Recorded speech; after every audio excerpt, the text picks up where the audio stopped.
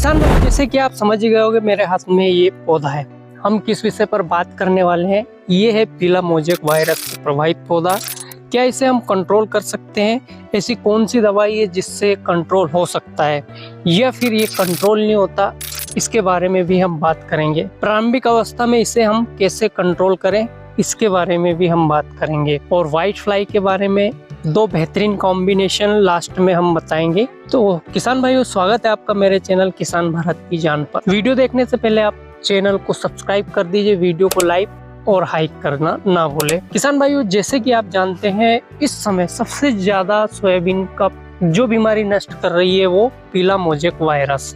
ये एक ऐसी बीमारी, लाइलाज बीमारी है, इसका कोई इलाज नहीं है, लेकिन इसे प्रारंभिक अवस्था में हम कंट्रोल कर सकते हैं। और जब ये बीमारी खेत में फैल जाती है एक बार, तो इसे कंट्रोल करना नामुमकिन है। अगर कोई आपसे कहता है कि ये पत्तियां फिर से हरी हो जाएगी, कुछ ऐसी दवाई मार्केट में आपको कोई दुकानदार देता है, तो कृपया करके ऐसी कोई भी दवाई अभी तक इंडिया में नहीं बनी है कि जो इस पत्ती को हरा कर दे। ऐसे दवाई बेचने वाले के झांसों में ना आकर अपना दिमाग लगाए। इसे हम प्रारंभिक अवस्था में कैसे कंट्रोल कर सकते हैं, पहले बात कर लेते हैं। फिर व्हाइट फ्लाई के लिए हमें कौन सा टेक्निकल लेना है, उसकी भी हम बात करें। किसान भाई, एक बार अगर ये आपके खेत में फैल गया तो इसे कंट्रोल करना नामुमकिन हो जाएगा।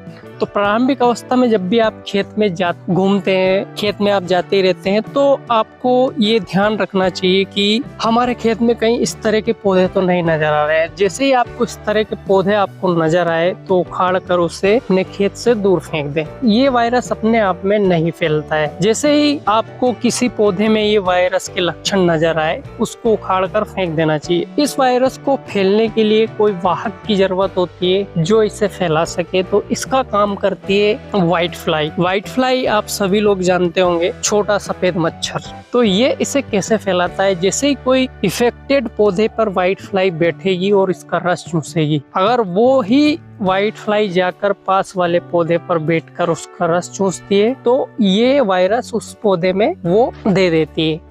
इसी तरह से आपने देखा होगा कि जैसे ही आपको कोई एक पौधा दिखाई देगा तो उसके आसपास ये घेरा बनता जाएगा पौधों का। तो वो इसी कारण बनता है कि व्हाइट फ्लाई उड़ के दूसरे पौधे का रस चूसती है। तो पहला नियंत्रण तो ये होगा, पौधे को हमें उखाड़ कर फेंक देना चाहिए। और दूसरा नियंत्रण इसका ये है कि किसी तरह से हम व्हाइट फ्लाई को कंट्रोल करना है। अगर एक बार ये पूरी तरह से आपके खेत में फैल गया तो फिर कंट्रोल करना मुश्किल होगा। लेकिन साथ ही साथ में हमें ध्यान रखना चाहिए कि जैसे कि पड़ोस के खेत में ये फैला हुआ है, तो वहां से उड़कर व्हाइट फ्लाई आपके खेत में भी आएंगी। तो कोशिश करिए कि मेरे पड़ोसी दोनों स्प्रे करें तो बेहतर होगा। इसके लिए कुछ कॉम्बिनेशन है। अब सोयाबीन लगभग 65 दिन की हो चुकी है, दाना भरने लगा है। इसमें दाना अच्छे से भर गया है, लगभग आधा दाना। तो इसमें हम इस समय किसी हेवी टेक्निकल का प्रयोग हमें करना चाहिए। कोई हल्का फुल्का टेक्निकल व्हाइट फ्लाई कंट्रोल के लिए इस समय नहीं लेना चाहिए, क्योंकि मुश्किल से 10 दिन और सोयाबीन अच्छे से निकल जाए तो अच्छे से दाना इसमें भर सकता है,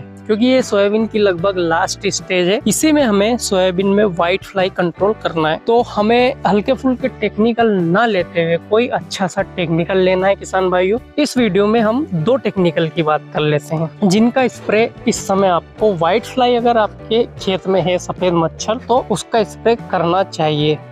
तो वो दो टेक्निकल कौन से हैं देख लेते हैं। इनमें से सबसे पहला टेक्निकल है किसान भाइयों, BASF कंपनी का इफिकॉन। इसमें आपको टेक्निकल मिलेगा डाइम्प्रोपाइरिडॉक्स 120 GL। इसका डोज आपको लेना है मतलब 250 ml से 280 ml प्रति एकड़ के हिसाब से 200 लीटर पानी में घोलकर इसे स्प्रे कर सकते हैं। अब हम दूसरा टेक्निकल देख लेते हैं किसान भाइयों। इसका भी प्रयोग कर आप व्हाइट फ्लाई को अच्छे से नियंत्रित कर सकते हैं। यह है जो एग्री का त्रिदेव इसलिए इसका नाम है क्योंकि इसमें 3 तरह के टेक्निकल है।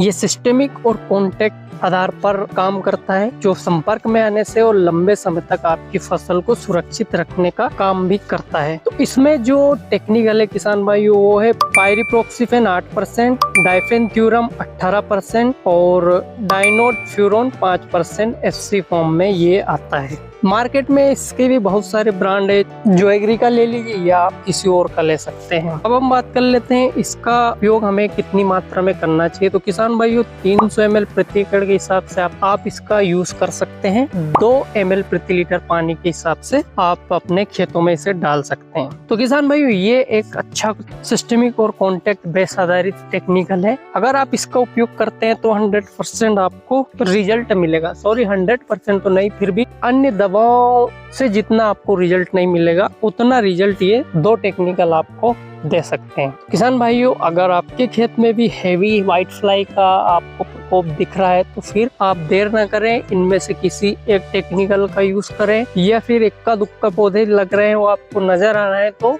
येलो वायरस से प्रभावित पौधों को आप निकाल कर आपके खेत से बाहर कर दीजिए। बस यही इसका इलाज है। बाकी कोई इसका अभी तक ऐसी दवाई नहीं बनी है कि पूरी तरह से इसे कंट्रोल कर सके। धन्यवाद किसान भाइयों। वीडियो कैसा लगा? वीडियो अच्छा लगा तो लाइक करिए और चैनल को सब्सक्राइब करिए।